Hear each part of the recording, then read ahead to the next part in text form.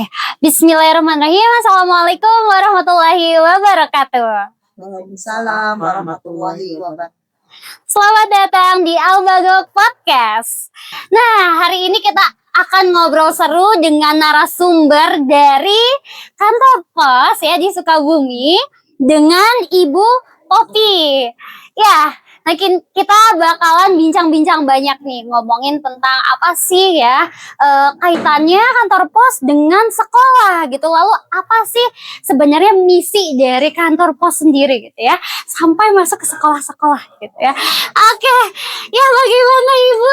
Terima kasih banyak sudah berkenan hadir di sini ya di Albago. Nah, di sini sebenarnya namanya kan Albayan Putri Golpara, tapi kita punya nama kesayangan gitu ya untuk menyebut Albayan Golpara ini menjadi Albago. Nah ya, harapannya itu Albayan semakin go gitu. Nah, kira-kira Ibu bisa jelasin nggak sih Bu, kira-kira layanan kantor pos sendiri itu sebenarnya apa sih gitu ya, di dalamnya kayak apa sih, gimana sih? Ya, terima kasih atas undangannya ya dari Albago. Sebenarnya kantor pos sendiri memang sih ya zaman sekarang itu banyak ditinggalkan mungkin ya, karena belum paham kantor pos itu apa sih yang di dalamnya itu. Sebenarnya kantor pos sendiri adalah salah satu perusahaan tertua ya. Kita itu sudah 280 tahun. Wow, Pengularan heritage banget gitu. Wow, vintage. Jadi memang kantor pos kita di Sukabumi itu bangunannya juga ya agak jadul juga gitu kan, layanannya ada. Kalau kantor posnya sendiri itu layanannya yang ada di sana itu adalah pelayanan jasa pengiriman surat, dokumen maupun paket serta logistik juga. Selain itu kita juga punya layanan jasa keuangannya juga di sana. Jadi bagi masyarakat yang ingin membayarkan pajak, PLN, BPJS, lain-lainnya itu bisa di kantor pos gitu. Nah kan belum banyak tahu juga gitu ya. Selain itu kami juga menyediakan perangko dan materai gitu kan. Nah saat ini kan belum tahu juga, kadang masyarakat tuh belum tahu apa sih bedanya perangko sama materai itu gitu kan ya. Terutama di anak-anak ya. Iya, terutama di anak. Iya, mungkin saya juga nih sama sebagai Gen Z ya. Sebetulnya kalau dilihat dari sejarah posnya itu, perangko itu adalah salah satu bukti pengiriman surat zaman dulu ya. Kalau surat tuh dikirim tanda pelunasannya pakai pos. Kalau sedangkan materai itu seperti ini ya, tanda pengesahan gitu kan. Tanda pengesahan untuk kwitansi dan sebagainya. Nah, itu perbedaan tertentu yang tertentu ya. Jadi itu sih perbedaannya dan layanan yang ada di pos. Oke, sangat menarik Bu. Kalau tadi ngomongin tentang perbedaan antara perangko dan materai, berarti kan kalau perangko itu untuk sebagai pengenal ya Bu. Di surat gitu. Berarti di perangko itu apakah beda-beda gitu, setiap ada kode tertentu kah? Kan karena untuk orang mengirim surat ke tempat tertentu mungkin kan beda ya. Pengirimnya juga beda. Apakah itu kodenya beda atau apa ya tuh Bu? Sebetulnya kalau perangko sendiri salah satu tanda pengiriman surat ya.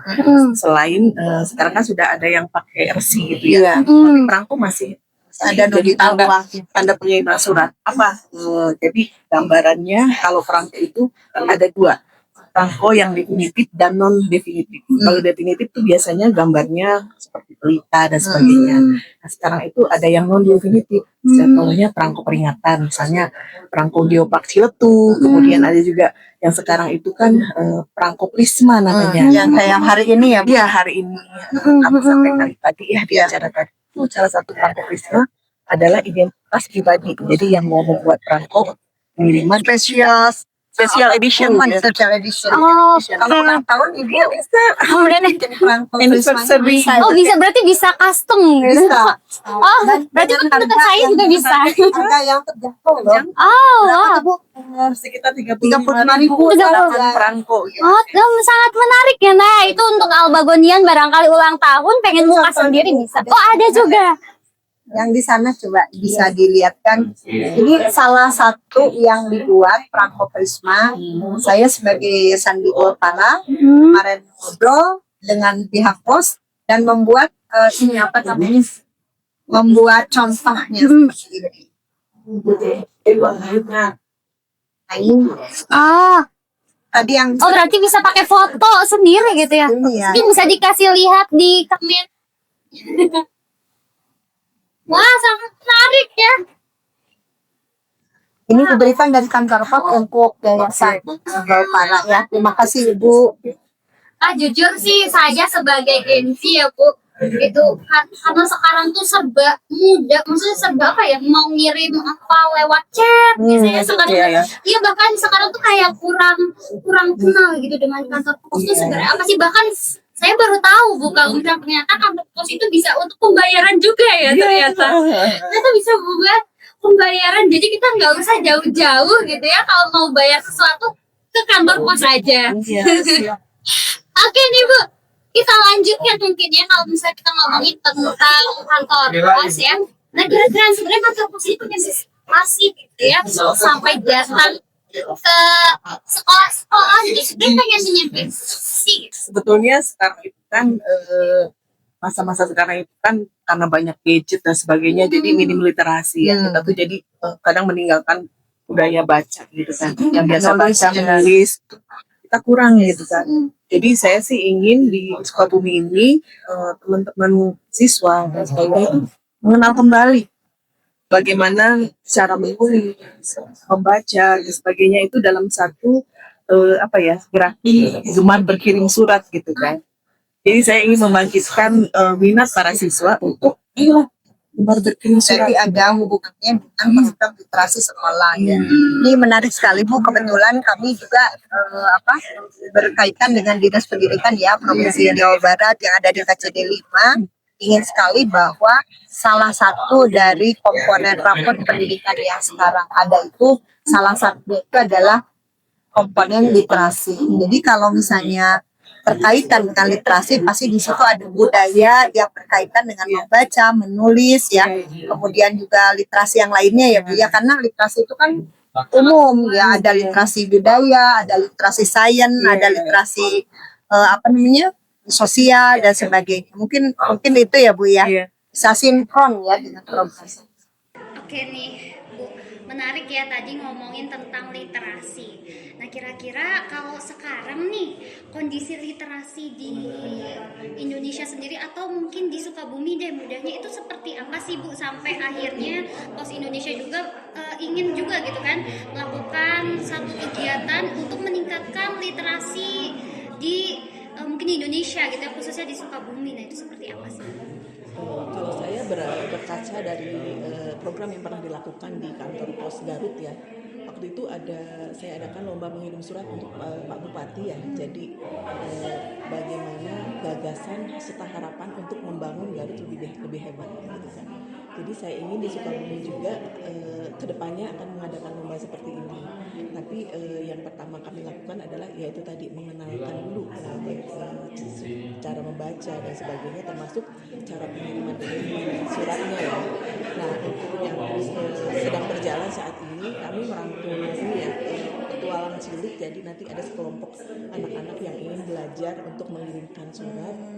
Itu nanti datang ke kantor pos, kemudian menulis surat ataupun menulis kartu pos, kemudian nanti dikirim ke teman sebangku ataupun ke orang tuanya gitu. Jadi mulai besok itu ada yang datang ke kantor kami, kemudian seperti wisata pos ya. Jadi bagaimana cara mengirim surat, kemudian nanti di sana ada perlengkapan apa saja yang digunakan. Mengenal. Iya, untuk mengirim surat, kemudian nanti bagaimana cara mengirimkannya, kemudian nanti bagaimana cara pemrosesannya setelah surat itu dikirim gitu kan sampai diantar ke penerimanya.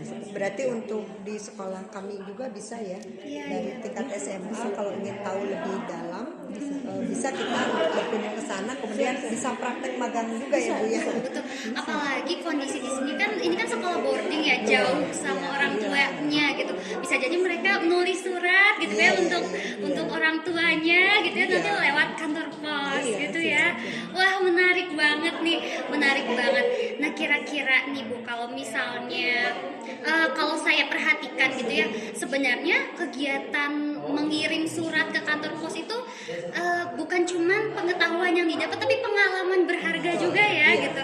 Jadi rasanya akan beda. Saya juga merasa beda gitu ya kalau misalnya kita nulis di chat aja sama nulis ada fisiknya gitu ya. Itu memang sangat beda gitu, dan itu mungkin bisa juga mengasah kreativitas anak-anak gitu ya.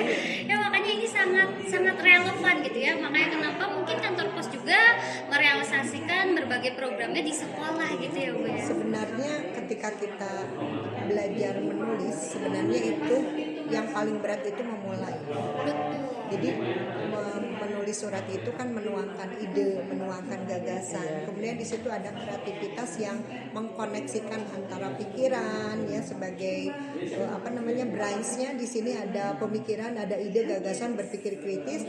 Kemudian ada writingnya dari bagian dari keterampilan.